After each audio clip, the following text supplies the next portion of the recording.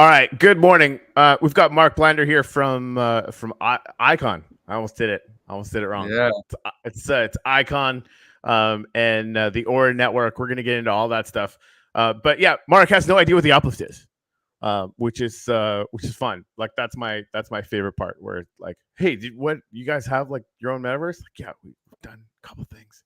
So I'm gonna actually play a short video of the Meta Art Club, which is actually in our Ethereum base. We're actually on the Wax blockchain and on Ethereum, on our Ethereum based map called Etheria. And these guys are doing some really, really amazing things. So I'm going to start out with that video. Then we're going to get into we'll just dive into all the things as usual. Jimmy, good morning. You're the light of my life, brother. Really, this show is just about like the budding bromance that we've had for the last couple of years. Like that's how all this breaks down. Anyway, eventually you're going to like solve crimes together, right? And go on an adventure. We're not doing it already. Which you'd be right. We're not yet, but that's I hadn't even considered our crime fighting future, but that's inevitable, I think now.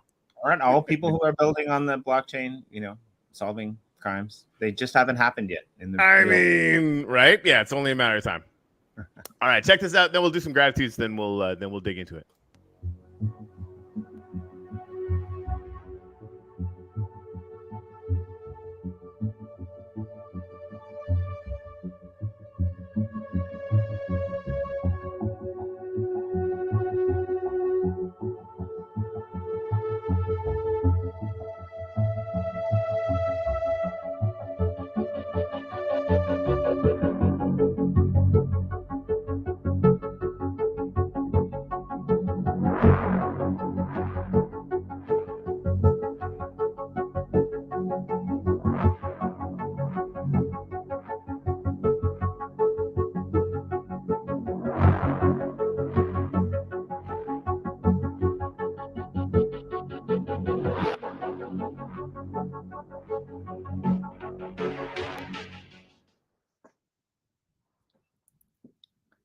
All right. So yeah, that's just one of the now dozens of galleries in the Uplift. Which looks amazing, kind of fun, right? I love the intro. It's like you're getting ready for a really good DJ set. Yeah, well, I mean, and they're all great videos made by our cohort, Gary, the architect, and he does a great job. But like the Meta Art Club is pretty amazing project. If you haven't heard them, definitely check them out. There's a few things on where we hide all the alpha.com. And basically, they're tapped into some really cool industry leaders when it comes to mainstream, design and art and things like that. They've done tons of metaverse shows. They've been over, with a variety of different metaverses, but they really like what the Uplift is doing, and kind of they're orienting a lot of what they're doing around the structure that they were able to build essentially themselves independently in our plug and play metaverse, which is becoming even more customizable. Let's leave it there. Yeah, well said. So hey, Mark, we have this tradition of every time anybody comes on the show, we throw up gratitudes. Everybody just kind of expresses one thing they're grateful for. It can be as simple as coffee, or as complicated and as huge and meaningful as you want. There's no pressure on that. But as you can see, like this building is starting to get pretty big. Every single one of these signs is like a gratitude from people that are on the show, and of course we invite anybody who's in the comments to throw some up as well. So anyway, Jimmy, you want to go first? Sure. This morning, I'm grateful for family. Love it. What you, Mark? Today, I'm grateful for my friends in San Francisco, because I moved to London, abandoning them all, and they're still friends with me. And I'm going back to visit, and everyone's being really nice and not being dicks about it. Nice. I love it. Brilliant. All right. You know what? I'm grateful for Trang. Did I just fucking say that, Chan? You did. And everything for anybody who knows, everybody who knows Chan, like every single descriptor that she has on any chat program or anything, it's Trang is how you spell her name, but she says pronounce Chan every time, right? I correct people constantly. Now that we're live, I'm just gonna poop the bed on that. Anyway, Chan. It just like I chat with her all the time. Jimmy, I have to be grateful for you too, because without Jimmy, I wouldn't have met Chan. It's just the circle of, apparently doing enough good things to make some good friends, and those good friends. You bust out with some Elton John right now. I don't know what I'm gonna do. Which Elton John? Circle of Life, isn't that Elton John? Is it? I don't know. Oh, that might be. Yeah, I think so. I think it is. I think you're right. Tiny dancer or something, Wow. I might be wrong. I'm not sure. Not the new Britney Spears one, whatever that was. I think it was Britney Spears. Yeah, it's weird. Anyway. Thanks to Lisa. You're right. Thanks to Lisa Chandler. She said, "Great for you guys. Keep showing up." Yeah, this has been coming up a lot, man. I think, bear market be damned. We know what's up. Yeah, I mean, we have slowed down, but we've slowed down for good reason. And I'm excited to talk to you, Mark, about what you guys are doing and what you guys are building. But I think it's necessary, right? Like we kept personally a pretty damn good pace. When we were in the full-fledged bull, we went into the bull, starting a big pace. But then when you kind of cool off into the bear market, I think it's good to take some time and reflect. Like we're like kind of babies who don't sleep. They're not normal, right? And so like the bear market is kind of a time for us to maybe hibernate our ambitions and our thoughts and our feelings to the point where we can sit back and we can kind of reflect. Which is kind of important, right? Like there's tons of articles coming out. There's a lot less fluff pieces that have no substance, but like things like, I mean, we've heard it all before. I mean, is this the impetus for, Bitcoin and Ethereum and every other cryptocurrency decoupling from the mainstream markets? Like, I don't know really. But what I do know is that there's great projects that are building that, really deserve to be highlighted. And so I'm kind of excited to hear what you guys over at AIKON and ORID are doing, because I actually know less than Corey, which is, Yeah, I only know the basics too, which I honestly I love starting there, Mark. So if you could, I mean, I want to dig in, to your history in this space and what makes you tick. And I want to let you know that I'm definitely feeling intimidated and in awe of the pink mohawk. I think that's fucking fantastic, frankly. Like having a little punk rock vibe this morning is not hurting my feelings at all. But tell us about AIKON. How long you guys been doing it? Sort of what's the major. Just tell us everything. Start with AIKON. Tell us everything. Yeah. All right. Well, so we started in 2017. This is the first blockchain company I've ever worked at, but it's startup number 5 for me. So I've been around the block, a lot of the good, the bad, and the ugly of the startup world. But yeah, this is the first blockchain one. We started the height of the ICO boom, but we did not do an ICO. And what we did instead was, hey, let's raise some venture funding, build something that's going to be really useful for the long run. I'm from San Francisco Bay Area, Silicon Valley pedigree, if you will, and so everyone has this picks and shovels and the gold rush attitude, right? Like, what can we build that's just fundamentally useful, and so then it survives the ups and the downs. And I guess that was true for us. We made it through the crypto winter, and came out the other side. Just like you were saying a second ago, Jimmy, it's like more level-headed.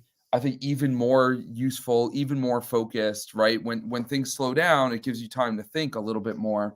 Yep. So, our mission from the beginning was, hey, we're going to spread mass blockchain adoption. we're going to connect Web 2.0 to Web 3.0 and move all these users over into this new world of the blockchain, especially in 2017, very much a new world. And we, since then, we've really focused on the kind of onboarding problem, and with this cloud-based wallet solution called ORID. And basically, it lets a user log in with Facebook or Google or Apple ID or an email address or a text message and set up a wallet in the cloud. Much like you guys, we also support Wax and Ethereum, but we do a bunch of other chains: Polygon, Telos, EOS, whatever their brand is now, Algorand. So, we've been trying to do this cross-chain platform that just makes it really easy for new people to adopt blockchain, get involved in crypto, NFTs, whatever it is.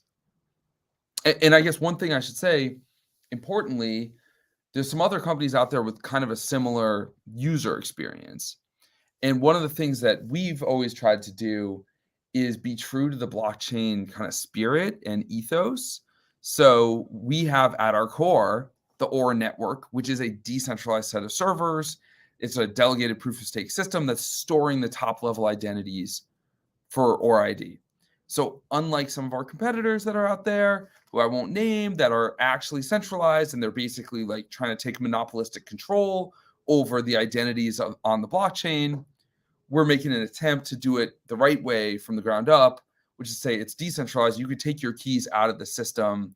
You could take your business out of the system because your users have their own keys. So that might be a bit of a digression. Hopefully people are understanding what I'm talking about. I think our audience probably will. But I think it's important to go into the why of that, right? Like we can go into as sort of a counter example that I think might actually prove the rule. When we first started, figuring out how we were going to build the Uplift, one of the first code engineers that we talked to wanted to put literally every action on chain. And I just flat out said there wasn't any reason to do that, right? Like that it's computationally expensive. Now this guy sort of built those kind of things, right? So he just built this sort of B2B multi-million-dollar machine to solve a 1,000-year problem, right? But so he's like it was a hammer looking for a nail. But it really got to the point where it became, I think, a core principle of the Uplift. Like we're not going to be ideologues about this, right? We've got things that are more intelligently done in a centralized way. We're just going to do it that way. But I mean, the native decentralization of NFTs that go to the principle of ownership and sort of inviolability and the ability to to take those things and go do other things with them, which honestly no one's using to maximum effect yet, right? Like we've seen some experiments on that. But I think that's one of the key areas where I think people are going to start to uncover and create value, right? That the ability to own your own stuff and own your own keys is central to that. And I think with identity, it just that shoots up to kind of all the marbles, right? Because like I think looking at a potential perfect world scenario around identity on chain, which is inevitable. Right, like that seems to me like the idea that the cowboy nature of crypto and everything's secret and governments can go fuck themselves. Yeah, have fun with that. Like it's not gonna work, right? Never mind governments. It's not going to be how high level people collaborate. So identity is going to be part of this to some extent or another. And the way you guys are doing it, if people can take their keys and take their information somewhere else, that ethos is clutch. It's like old school, internet, and it's allowing that part of the ecosystem to iterate in, I think, a really responsible way, right? And then gives people that security and around their identity, where like you're gonna want security around that, right? Yeah, and I think I want to give out a shout out here to my co-founder and CTO Trey, because he always, one of the principles we build by, under his leadership is as blockchain as is practical. And so that's exactly what you're saying with the Uplift, right? It's like, okay, the NFTs need to be on a blockchain or else they're fake NFTs, right? Right. But But if the identity is on the blockchain, great. All this other stuff, like your profile picture, off chain. Stick that in Google Cloud. It's cheap. It's easy. It's not honestly that important, right? Like maybe there's some purist that's like doesn't want their profile picture in Google Cloud, but in reality, no one like, I've yeah. If they're gonna complained about. argue, right? They're gonna yell at you about that on Twitter with their profile picture on Twitter. So go Yeah, fuck yourself. exactly. Like no one actually cares about that. But then what we're Right. trying to do is, I mean, it's a bit of a Goldilocks approach, like you guys, where it's like as blockchain as we can get, where it's still like usable, easy, fun for people, and not too horrible, right? Because like for the average Yeah. person, you know, wallets like MetaMask are pretty horrible, even though it's, you know, ethically it's strong.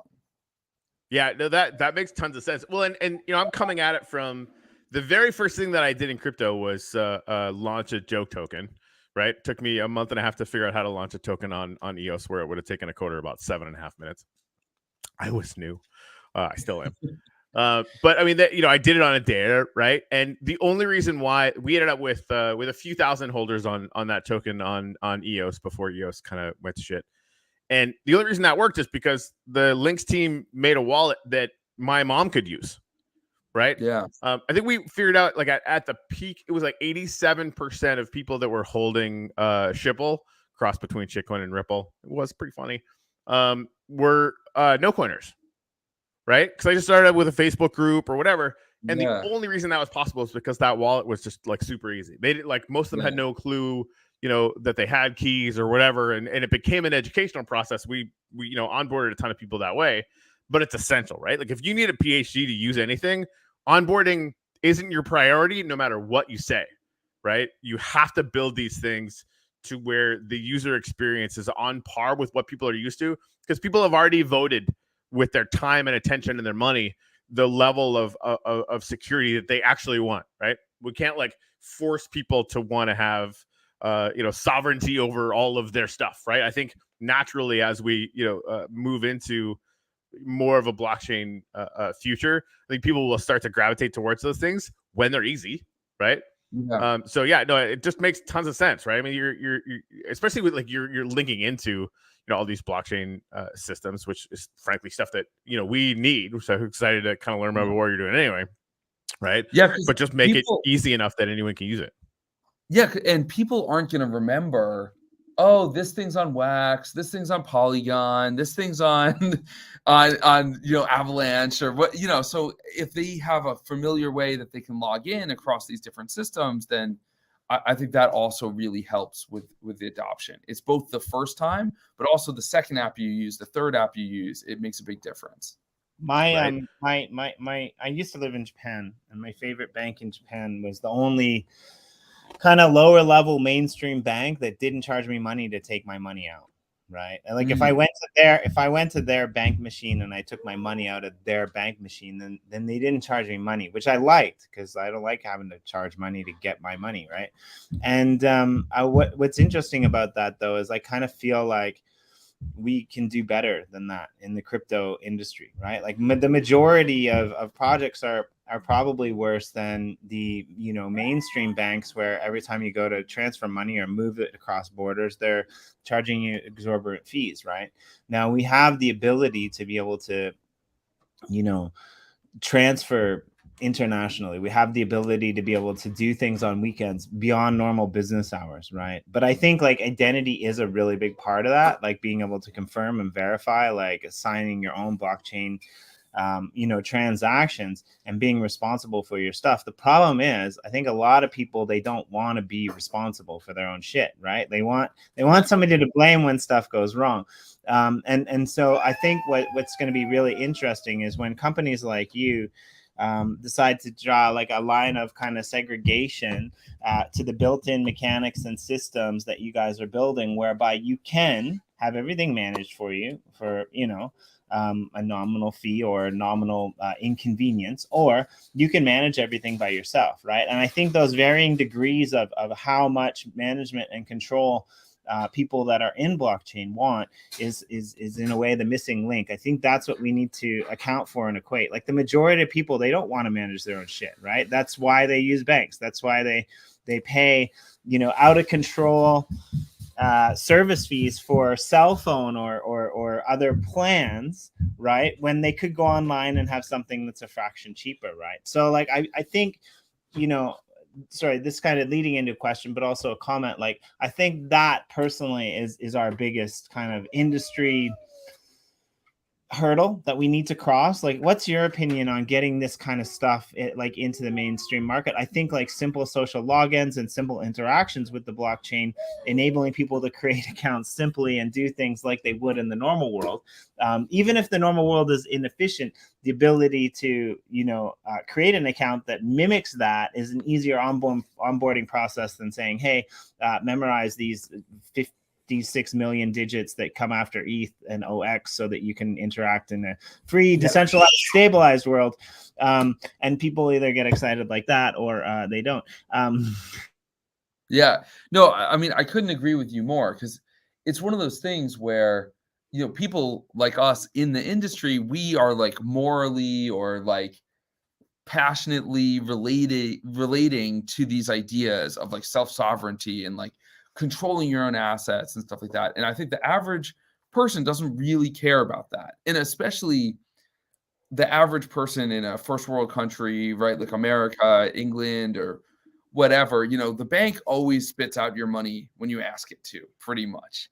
And so it's like, it's very much a leap of like what your beliefs are, which some people are like passionate about this kind of thing.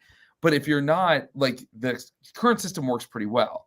Now, like we have some of our businesses that use our ORID product in other countries. Like one of them that I love, they're doing online jobs for people in Guatemala, where 80% of the population is unbanked, and paying them in stable coins to a crypto wallet. Boom, that solves that problem. We never even need to get these people a bank account, and they can have this job, right? So, I again, kind of like a digression there, but I think, to your point, it's like you've got to be able to meet people where they are and solve a real problem for them. And yeah, and if the blockchain's not solving a real problem for you, then you're not going to jump over these hurdles of secret phrases and private keys and, you know, all this kind of stuff. Yeah, I think this is why I think ICO phase and some of the NFT stuff that we've seen, the need that I see that filling is, and this is just for myself personally, right? Like that, you know, was super into investing, got into Forex. I don't have $250,000, so I'm not getting into the first round of anything, right? As an accredited investor, even though I'm researching all those companies, you know, nonstop, just because I'm a nerd and I freaking love that stuff, right? So what I felt with the ICO thing, as messy as that was, and you know, with the NFT thing, which is still messy but less messy and frankly more interesting. Yes, I'm biased.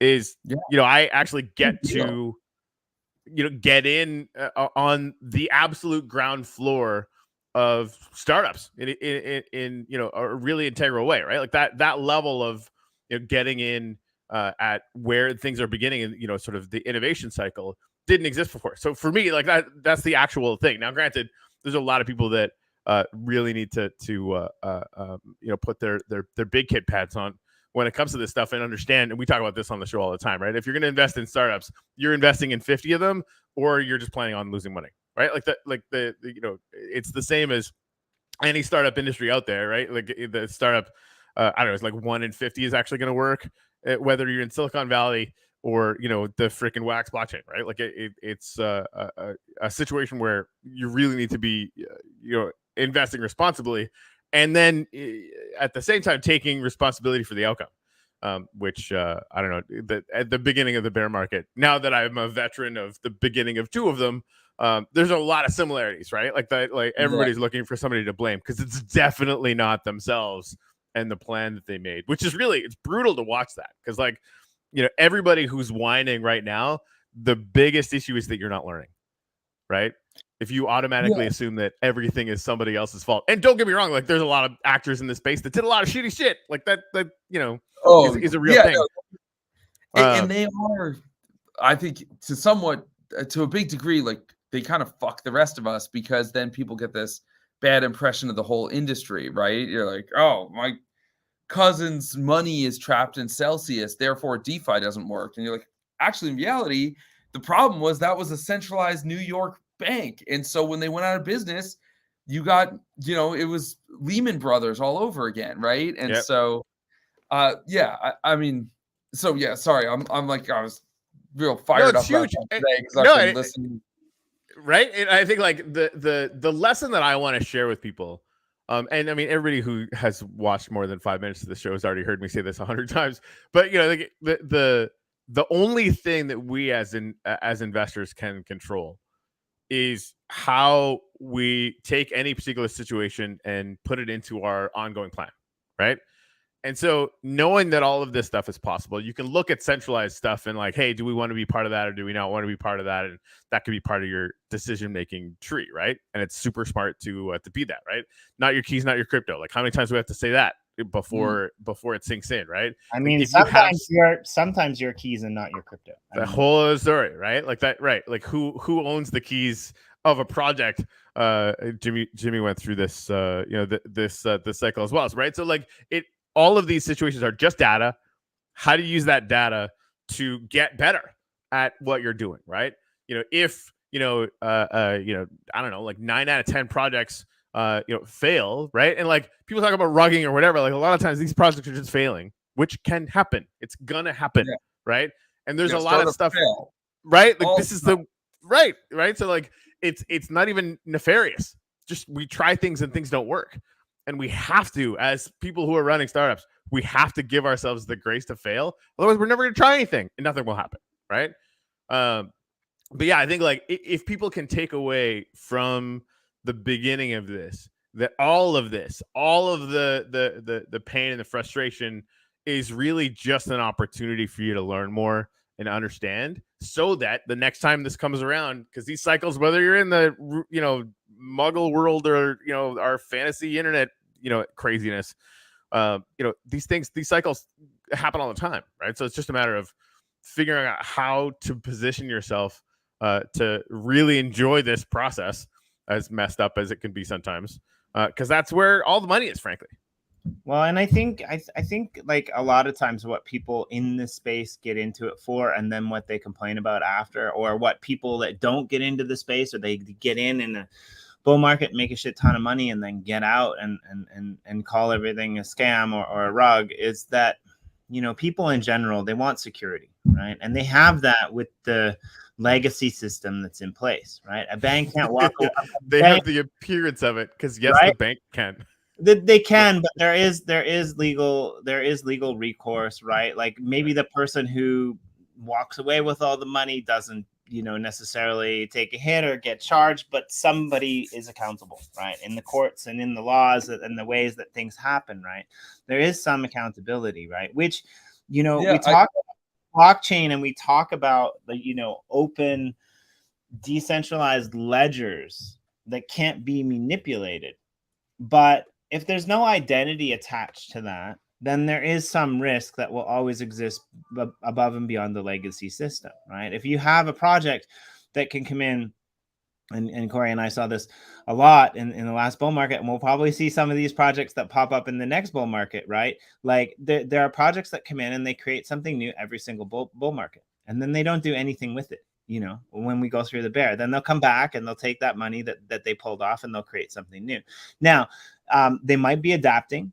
They might be trying to, reward previous investors. But at some point, you have to wonder if this project is a project that's out there in the space that is unwilling to dox themselves. That's where things start to get scary, right? At least if you have online blockchain identification, right? Even if your profile picture, like you say, isn't online, then you have, some way to trace it, right? For the individual, that's great. For the company, I'm not so sure how I feel about that. Like my ideas keep changing around it. But I think that the most important part is to make people feel safe, right? So you guys are creating social logins, which I think is a really necessary part of how people are going to interact with the blockchain, right? Like, can you imagine, doing anything without an email address in this day and age that wasn't in blockchain, right? Like almost everything is Google Docs, like almost everything is Apple ID, right? Even down to our payment systems, our touch and our pay. But we're, incorporating these systems into blockchain essentially that do a better job, in my personal opinion, of keeping things, less centralized, right? Because there's these massive entities that, I guess they're being held accountable. When Facebook wanted to create, whatever they wanted to create, and the government came down on them and said, no, you can't do that. Like, that was nice for a bunch of people, right? Now they've rebranded to Meta.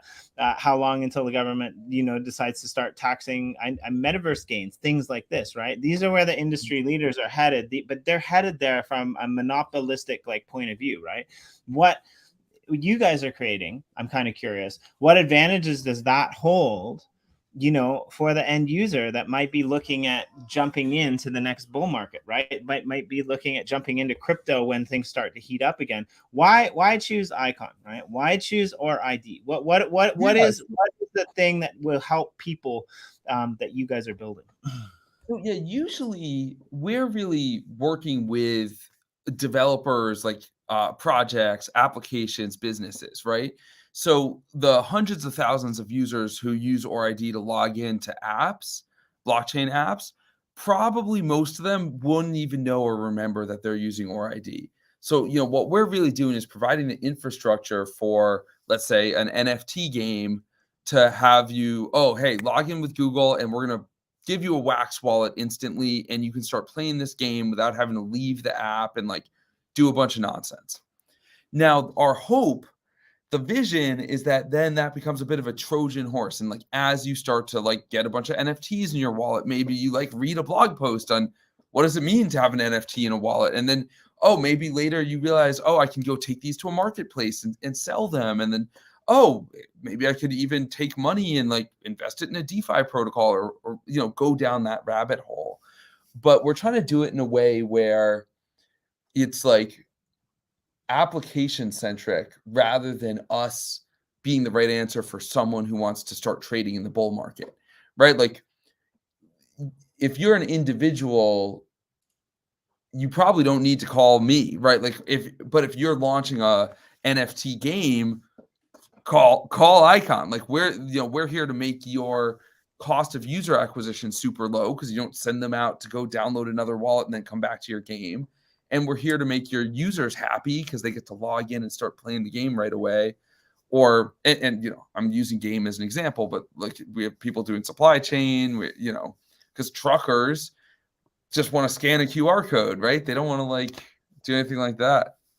Right. So go ahead. Sammy Snake just popped into our comment section. Frickin' Sammy Snake, you got to get back here soon. I haven't heard the song in 18 trillion years, and that just doesn't feel right to me. It makes me sad. So he says, have to say work with Keon and James from AIKON has been a great experience. Really passionate people about the space, about how to make players getting started playing ASAP. Amen. Right? That's our onboarding right now is definitely a friction point. It absolutely is. So I think we've been looking at trying to build in social logins for months. And obviously then the bear market started and, we had to sort of reprioritize a bunch of things. But this is something that we categorically need. You just plug it right in. We'll make your life a lot easier on Wax and ETH. Well, and so that's show over. Jimmy, we're done. That's just I just want to go take a nap now. That sounds great. I like that personally. I like the shovels and pick analogy that you threw out earlier, right? And we do all right with enter.theuplift.world. I mean, we've got a couple of different things linked. They're not social, but we've got different blockchains from different accounts linked. But it takes me back to the early days in EOS, where you basically had one wallet that worked, Scatter, and they did a pretty good job. But you had all of these developers that were creating amazing, wonderful, excellent tools. But it was It was like playing that bubble soccer game, you know, where you're all inside those giant bubbles and you're just chasing the ball and you're running around. And occasionally, two people from the same team will get close to the ball and they'll bounce off of each other and fall on their ass. That was the whole EOS ecosystem early on because nobody was communicating with each other. Nobody could see each other's facial expressions. Nobody could see what they were doing. And like half of the time, they were wasting energy creating the same thing, right? And they could have, you know, tapped into something that somebody else was, and half the time they weren't even spending time creating something that was needed in the ecosystem, right? So I think more of an approach where you have this plug and play option is going to be better for the industry in general, right? Like if you don't have to develop these things, EOS is getting a little bit better now with the ENF and you know, the Pomelo grants funding because it's more visible. People can see, people can communicate, people can talk, right? But like if every single project, you know, like Corey said, you know, we've been working on it for months trying to create social logins, right? Like we needed plug and play. We need various things, just like any industry, really. And I mean, imagine if you had to go online. Sorry, I like analogies this morning. Imagine if you had to go online and you had to download, you know, a YouTube video, and then you had to watch it to be able to create your own bank machine just to take money out, right? Like that's where we are at some projects in the space, right? Like everyone's trying to build everything themselves, and we're never going to get anywhere without that, right? So I think it's great that you guys are looking towards that. You know, let's plug as many people in. Now, I'm a little bit curious because, you know, you mentioned Wax and you mentioned EOS. You're on AIKON.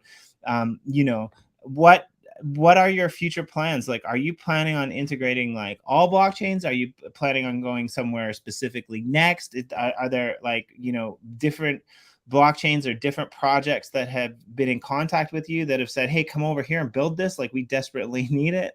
Any insights or that you could, right? Yeah. So yeah, right now we do Ethereum and Polygon. We do Algorand, we do Wax, EOS, and Telos native. We're about to launch Telos EVM and Avalanche EVM compatible chain as well. So those will be the next two that come out. We actually have a really big Avalanche related announcement coming out tomorrow. So like follow us on Twitter. There's a big announcement coming out tomorrow. But aside from the pitching, yeah, Team AIKON, thank you. Follow us on Twitter for tomorrow. But yeah, we're trying to add as many blockchains as we can, but we want so we've developed an open source framework called Chain.js, which is what allows us to plug in the different blockchains.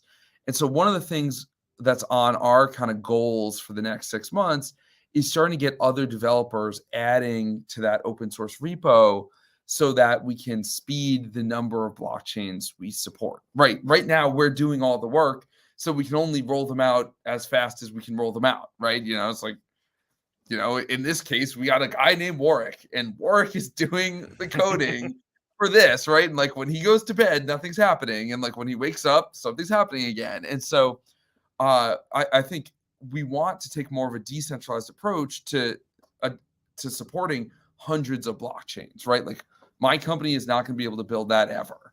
But the community can, right? Especially because a lot of these are like clones of like, frankly, you know, we also support the Utility X network, UX network on, it's like an EOS fork. So easy to support them because their engineers did most of it for us because they're like, oh, we see what you've done in this open source repo.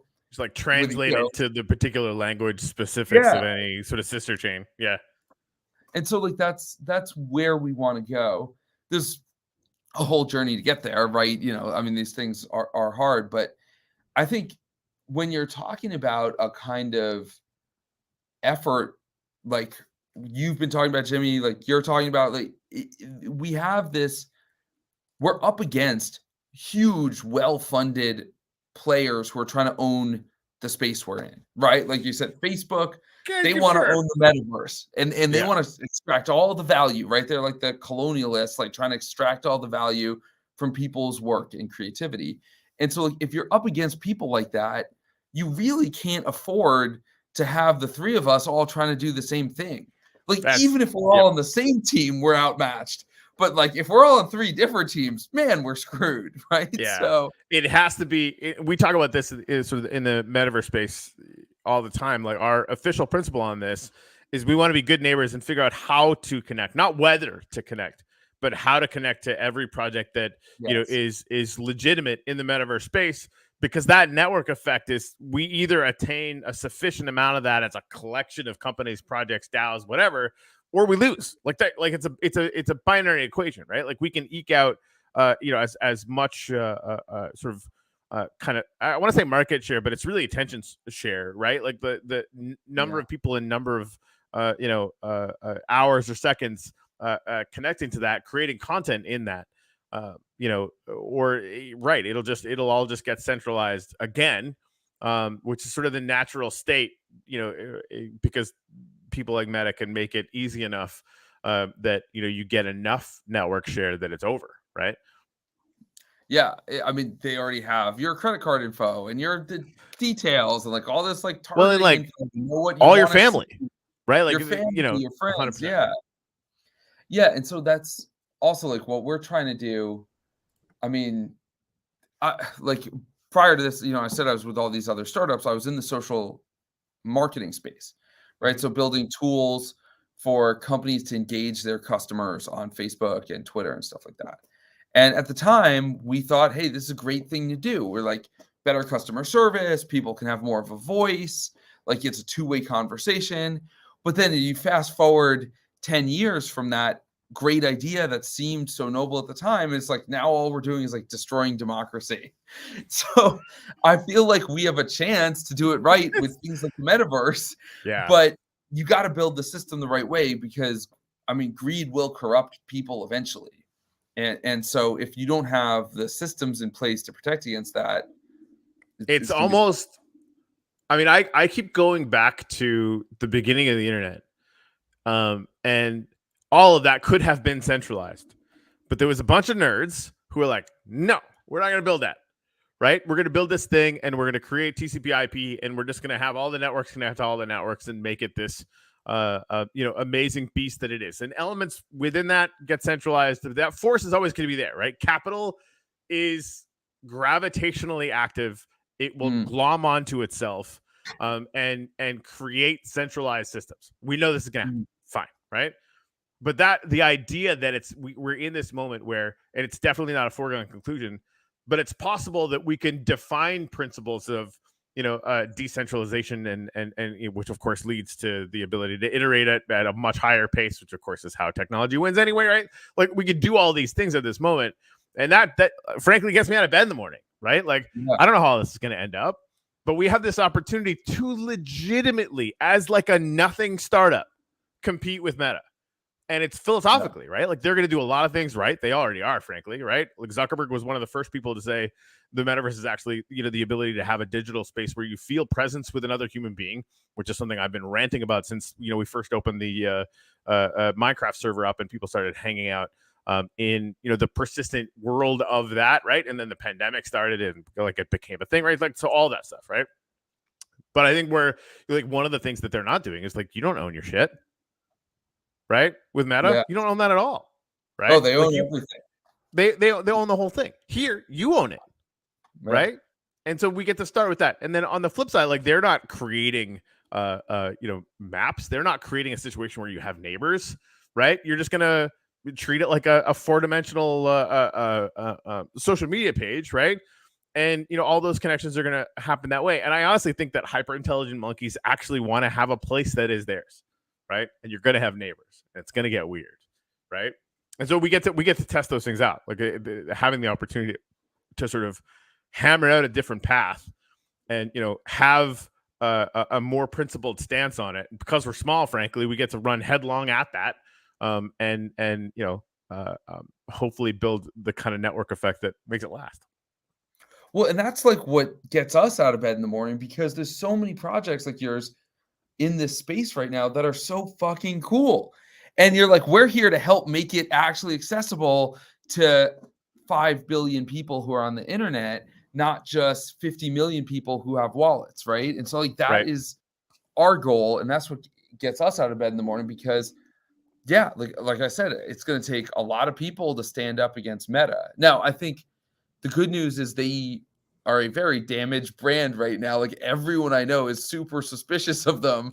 So I think it's a good time for, you know, a ragtag bunch of misfits to take on Goliath here. Right. And we're putting our backs into it every day. But I think it's interesting. I it's keep the trying to game. think about like what the network connectivity will be in this new space. And I wonder if it's just you guys. Right? Like the right? Like if you're carrying identity from chain to chain to chain, you're going from, you know, game to game to game. And that maybe that's how we create like a really awesome pillar of that network effect, right?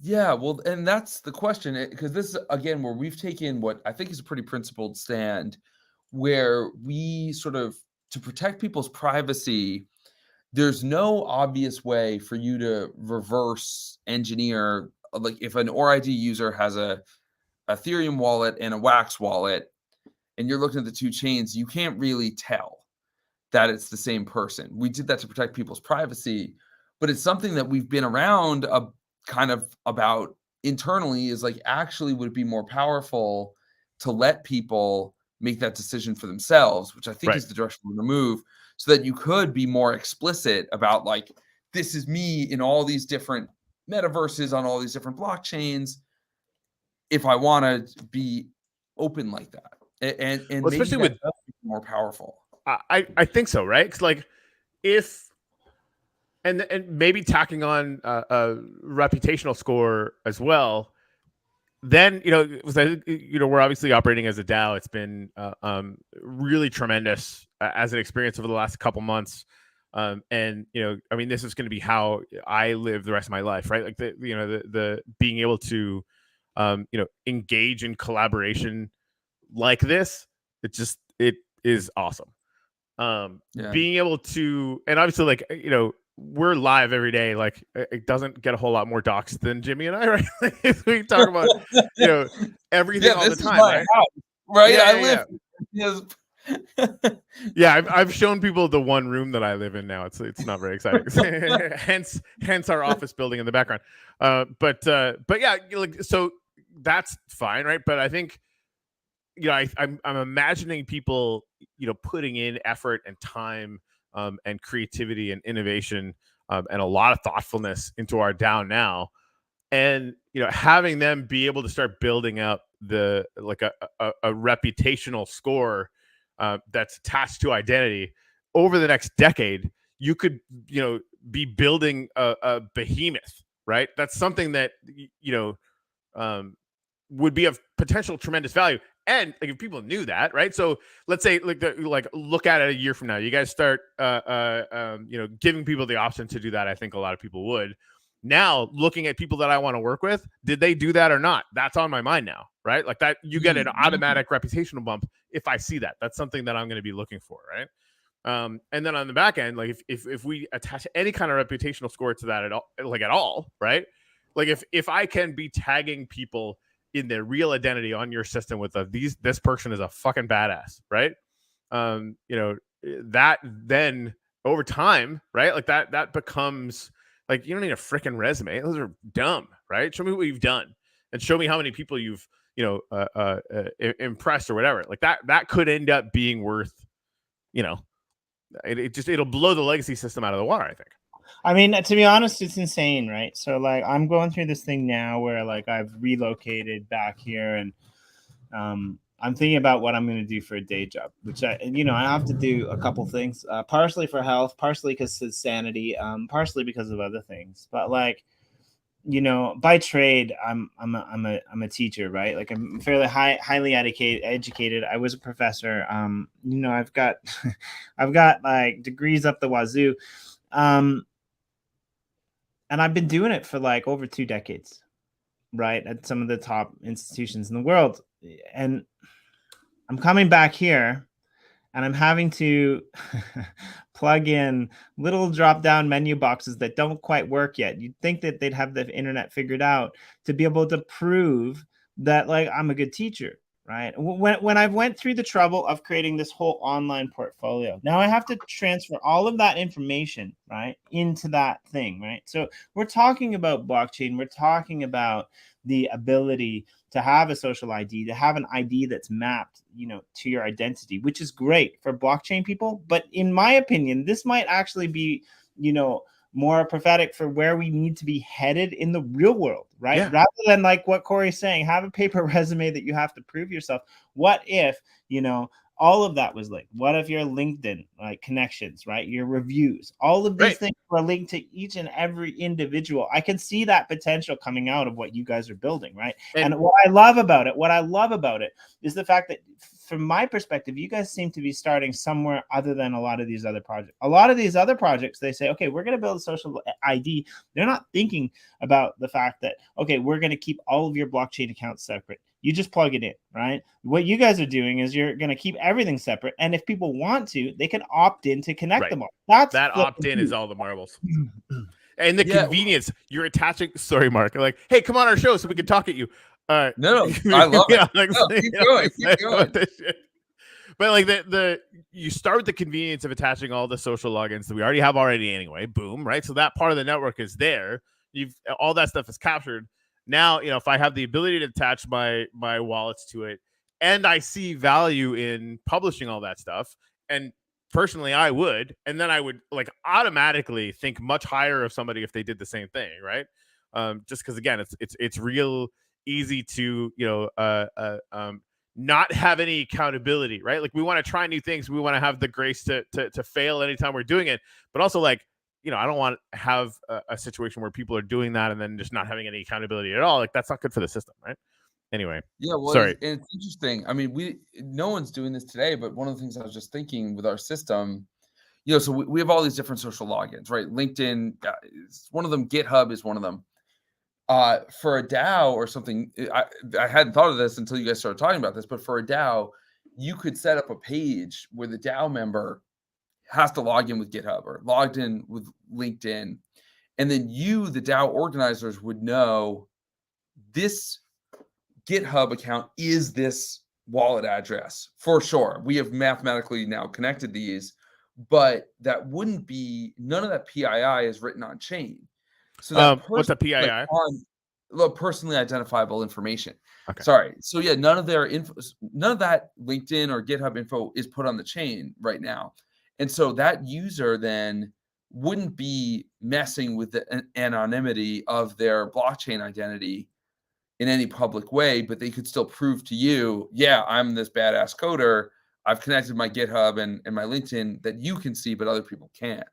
Right. No, that's interesting. As far as like when we get to the point when, and I think that's gonna be this year, right? Like we put a bounty out for something, and that could be, if that system was clearly identified, we could just make it a requirement, right? Like that, or voting on who we're gonna take, like that'd be an automatic like score doubling, right? People voting on our system, like even if we didn't make it mandatory, right? Like the people voting on our system, I think would have a huge bias towards a situation like that.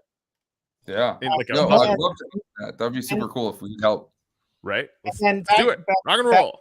Again, back to being a teacher. Because I want to say one more thing about this, and I'm sorry, all teachers out there. I love you, and I understand that you're burdened, behind a plethora of, things that you have to do in order to keep your job.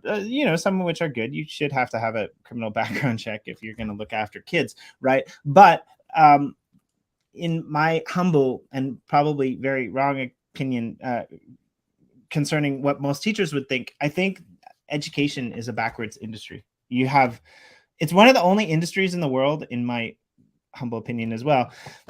And part of it's because of funding, part of it's because of finances, but it's one of the only industries in the world where we seem to not be progressing. We seem to be going backwards, right? Like you have teachers that are teaching the same thing, right? Now, whether they're tired, there's a really interesting program in the works in Canada and Ontario or in BC. I can't remember. Somebody's proposing that you like actually get to take a paid leave if you're a teacher, whenever you want, once every 5 years, right? Which is kind of brilliant and blinding, right? Like to reset, to go out there rather than just having to go and do, you know, more development and research on top of what you're already doing, right? But I think with this, you know, idea that we could plug in, you know, social logins, we could plug in reputation scores, you know, which Scatter kind of tried to build early in the day, but they didn't quite get there, right? We can put all of this like as a resume on chain, right? That's where, to me, you know, things start to get exciting. And then we can have the ability where,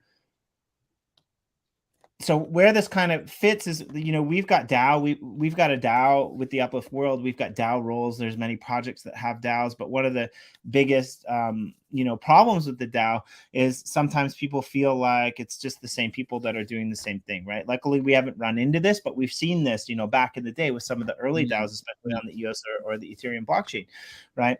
And I think with the ability to attach all of this, then what you could do is you could have your identity be the mobile voting faction of who's doing what and how you're getting rewarded, right? Like, as opposed to just a bunch of people showing up and doing something and getting voted upon, maybe every action on the blockchain can become votable, right? That thing that you do, that increase of the reputational score, will reward you some portion of the funds that the DAO has set aside for media or for marketing or for all of these other things, right? Of course, there's going to have to be a check and balance so that you don't just have, you know, this spew of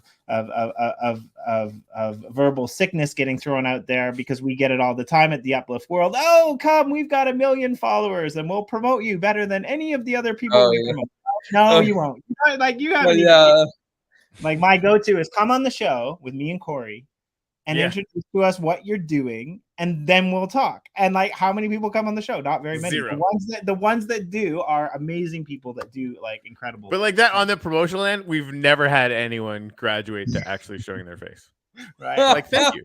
Right? Like, that's like, you know, you've self-selected yourself out of our ecosystem.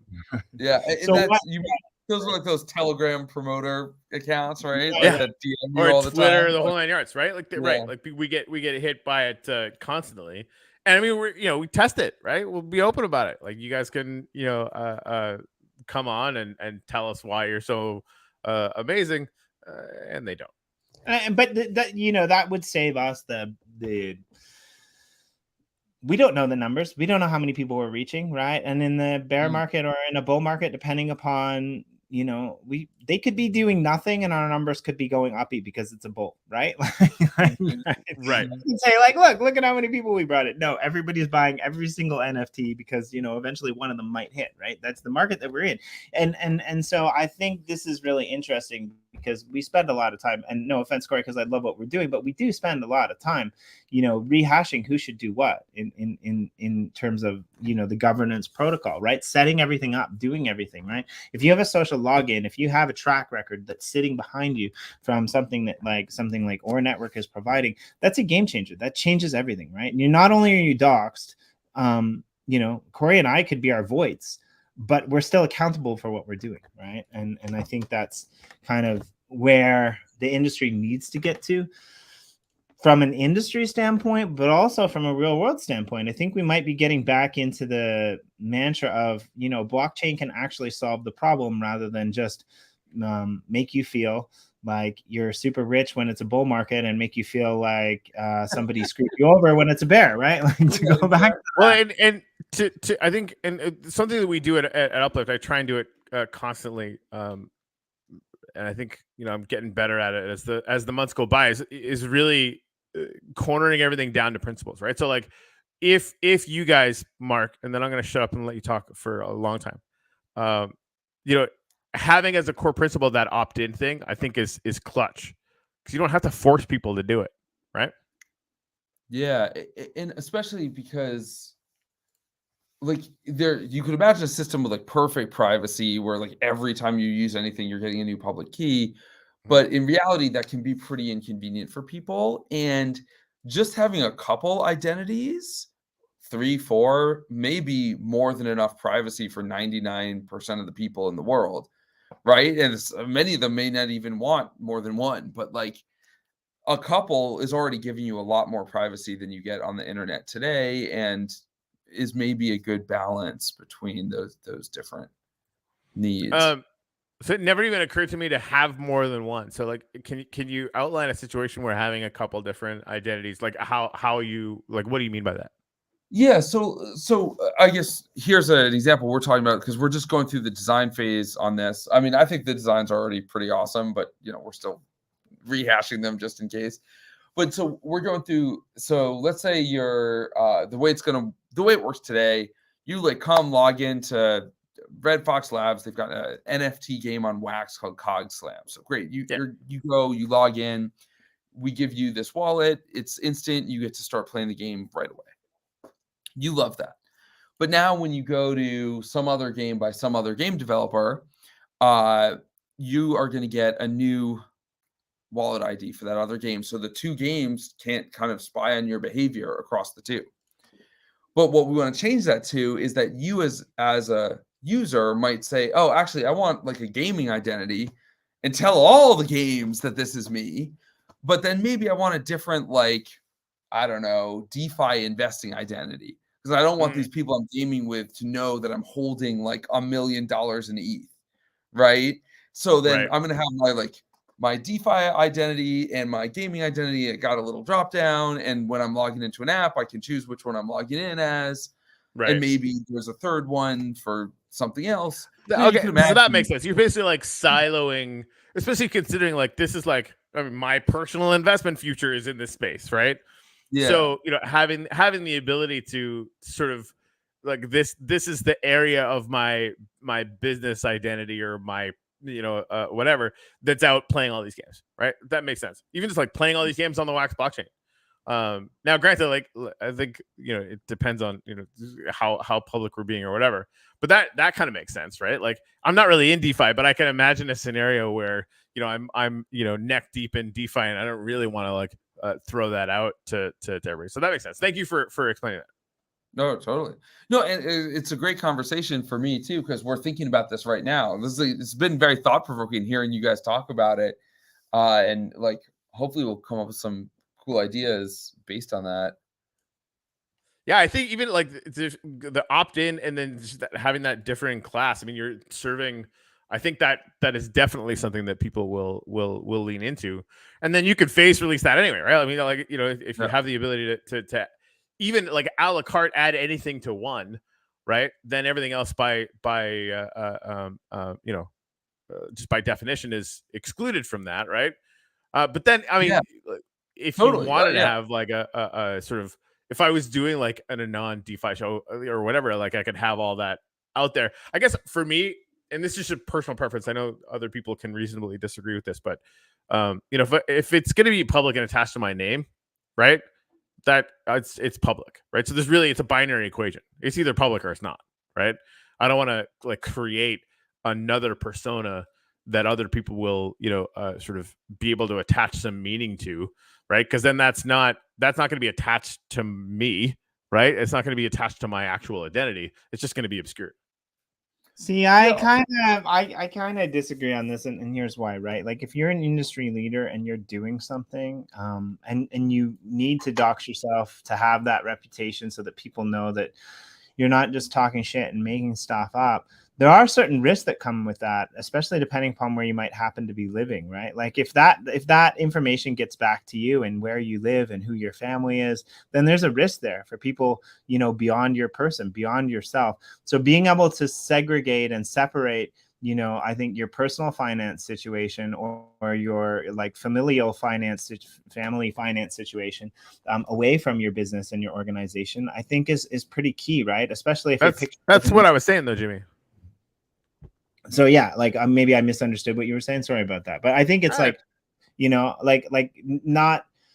not for everybody, but like for me, having a family or having kids, or depending upon where you're living, if you're living in the middle of Bogota or Mexico or somewhere, right? As a retired blockchain expert, you might only have one EOS, but that could be in the world of life and death, depending on which cartel-ridden land you're in, right? Like I think that there's a lot of developers, there's a lot of people that are overseas that this would definitely appeal to more than us in the third world. But anyway, you already rectified that. I do apologize. You know, it's well, and it's one of those things that I get excited, you know. Oh, nice. But it's just one of those things. It's hard. Like there's no easy answer to questions of privacy versus reputation on the internet, right? Like that, there's not an easy answer. And so that's why I think the best we can do is give people the ability to make the choice themselves, hoping they understand their own situation pretty well. But even that is tough because a lot of times people don't know that transactions on the blockchain are forever. I mean, they like sort of like that you say that, but do people really think that like, oh yeah, 10 years from now, someone can see that I like bought this stupid token on this date and like, who knows what happened after that, right? Like, or I bought this NFT and then 10 years later, it turns out, oh, they're all like white supremacists. And like, now I've got egg on my face because now we son of a bitch. I hadn't even thought of that. Right? Like, right, but those are the same people. Those are the same people that now have like, you know, pictures of them, you know, throwing up on the side of the road after a night of drinking in university while standing naked, you know, in front of a bus that is stopped with flashing red lights. That employers are now firing them because they're like, oh yeah, you did something bad like 10, 15, 20 years. Right. Or, you know, well, I mean, like I was going to go into the destruction of democracy thing. There's people getting fired for that. Good riddance, you fucks. So that like, I people really do need to grok this. And I mean, really, like they're going to figure it out. Like it's, you know, we've been on the internet for long enough that, you know, I think people kind of vaguely at least understand that everything that they do, you know, is either public right now or very easily could be, you know, with a slight change in a friendship status, right? Like that, you know, that's always out there. But yeah, people really, everyone needs to understand that exactly, Mark. What you said, I just want to reiterate it in case like anyone else is paying attention. Yeah, it really is. It's going to be around forever, right? The blockchain stuff isn't going away. Like that's kind of the whole point, right? Yeah, exactly. But you know, and hopefully we get that cultural change, like Jimmy's talking about, where people say, "Okay, we all did dumb things 10 years ago, or we like bought NFTs and we really didn't know who was selling them, or whatever." Like, and hopefully we can both pair the awareness of how the tech works with the awareness that like we're all human beings. And have I think that's it's got to be inevitable, right? Like we're going through the kind of we're going through the first phase of that now, where like, you know, somebody will come up with like, oh yeah, I had you know, I mean, dude, I got the only time I've been arrested was for climbing the law building naked, drunk out of my fucking gourd in Edmonton, right? Like that, like, you know, if somebody had been, I mean, luckily this was before smartphones. But I mean, you know, like that, like. If smartphones existed, I probably would have been dumb enough to do that anyway, right? And so, like, you know, there'd be unfortunate evidence of that all over the place. Luckily, I've designed my life so that would probably be a feature, not a bug, and not everyone is in that boat. But I think like people, it's only going to become more prevalent. It has to become socially acceptable and like a snicker, haha. Otherwise, like, because it's going to be almost everyone, right? Like it is gonna. I mean, we all grow up semi-idiotic. At least I hope everyone was like me. And so that's a possibility, right? And I think like on, you know, especially in the wild west of crypto now. I mean, you can't be casting a wide enough net.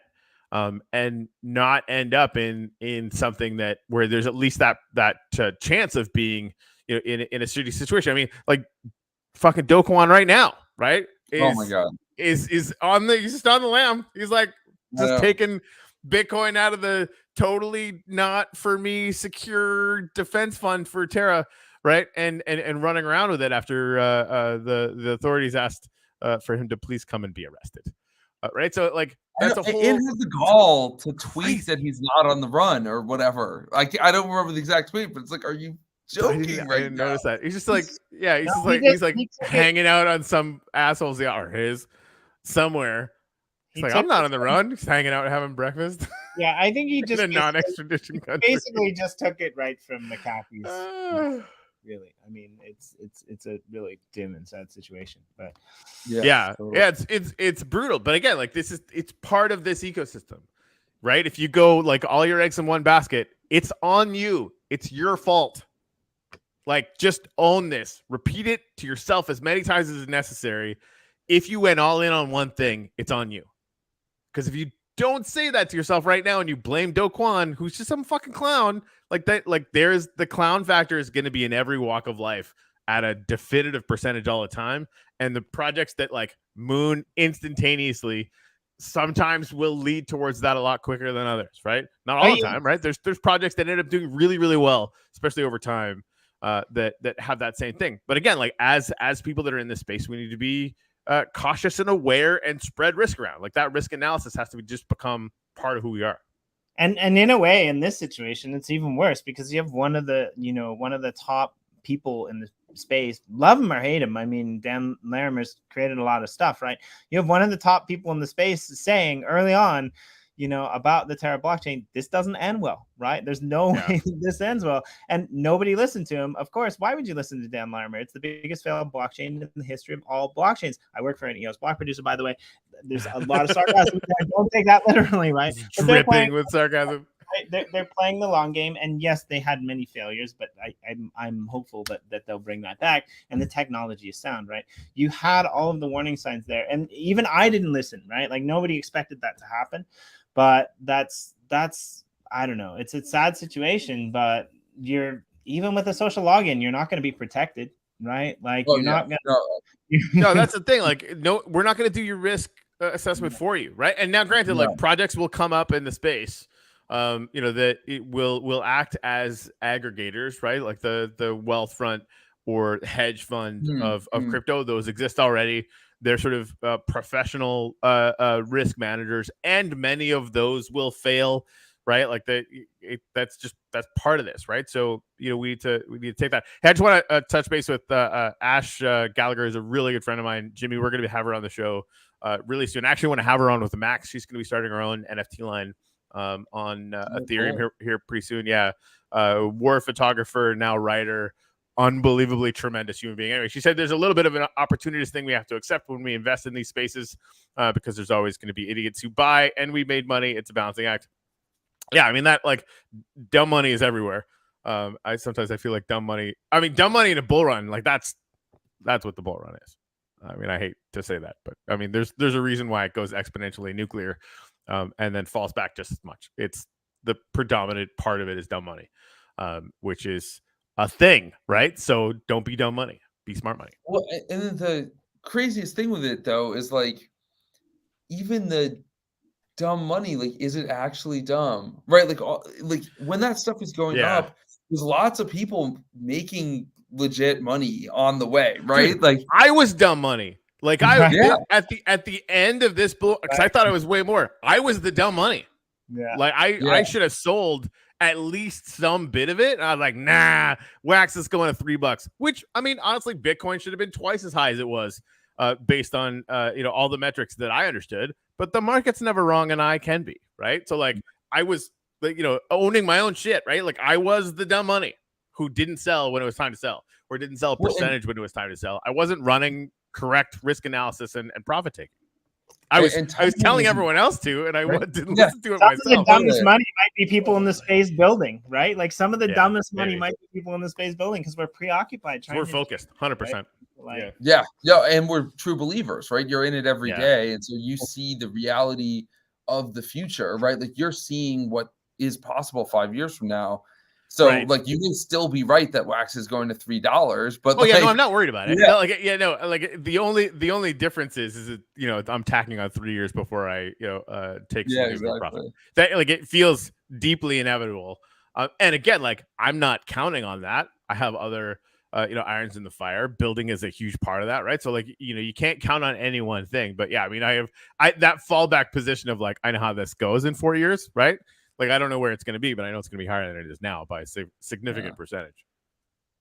I mean, probably going to go down more first, just in case anyone's wondering how that works. But And then really like, and Jimmy knows this, right? Like the likelihood that we're in for an 18-month minimum crypto winter, people need to get that. Like it's going to be quiet and people are going to slowly drop off and drop off and drop off. We will not.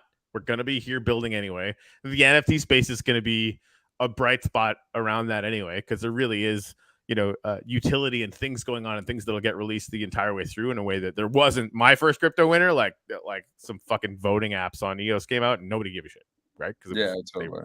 Who cares? There's another one. Big deal. But yeah, it's gonna be interesting because honestly, like all that might get thrown out and we might see like mini bull runs the whole time. Like I have no idea, right? But it's gonna be fun.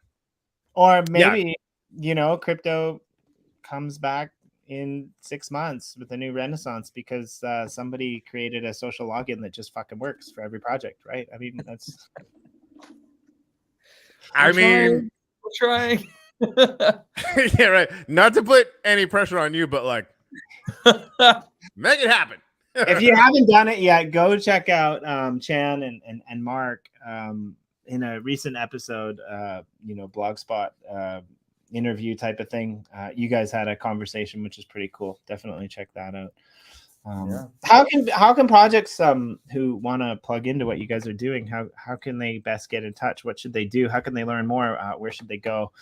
So you could definitely check out AIKON.com, AIKON.com. That has all our links. Contact us. Either email, Telegram, Twitter, whatever. We're at Team Icon on Telegram. There's a developer portal that's developer.orid.io, and people can there's like a demo where you can try throwing transactions through the system. And there's developer docs for people who want that. But we're definitely here to talk for anyone building in the space. We're on Telegram, we're on Twitter, email. The website aikon.com has all the links and all the stuff you'd ever need. So cool. So again, I learned by writing in my history books things that are relevant, and that's how I remember stuff. In Japan, I means love, and con means now. So just if you're wondering, awesome. So there's a really cool analogy. I think we do, right? We need that ability to do through the next 18 months or something, right? Whatever it happens to be. But I'm excited to see where you guys are, how many things you're plugged into. If you go over to the site, I had a browse this morning. I mean, there's you guys have got a lot of interesting connections, right? You're connected to Everpedia. There's a bunch of partners that are listed on the site. They were the first ever. They were actually the first ever app to create an account with our product was Everpedia. I mean, sadly, it's not still going that way right now. But by the way, how weird is it the way I match my art right there? Is that? Oh yeah. Right? Isn't that super weird? Huh. Anyway, sorry. I'm in. I like it. It's totally on purpose. Right. Cool. I like it. Yeah, I like it too. And I want to learn more. I wonder, I'd like to have you back again sometime, maybe even for a demo or something like that. Or, with your co-founder so that we can play the Star Wars video. Because that's really cool. Right. That'd be what awesome. Else? Do you have any more questions or things you want to touch on there, Corey? No, honestly, Mark, I'm already a fan. We're gonna have you back. I definitely want to have our teams chat just because I think we should look really seriously at hopping on board what you guys are doing for a bunch of different reasons. Not least of which because it's a challenge we need to solve for ourselves. But the idea that we can then solve that problem by increasing the potential network effect for our entire ecosystem jumps that up to a much cooler thing, right? think that, you know, as a core principle, if we can solve a problem by also increasing the potential network effect of our ecosystem, then, you know, that has to weight our decision just a lot by tons. Yeah, huge one. Right? Yeah. So I was telling you, like, usually we go an hour. Like, I didn't tell you that, like, you know, if we get excited, sometimes it goes a little longer. So what are you gonna do? But yeah, we need to have you back, because I think that, you know, love it. I'm excited Absolutely. to just you know, keep chatting and stay in touch and you know, follow what you guys are doing. Cool. Talk to you guys soon. All right. Ciao. Ciao. Much green. Later, guys. And we'll see you guys.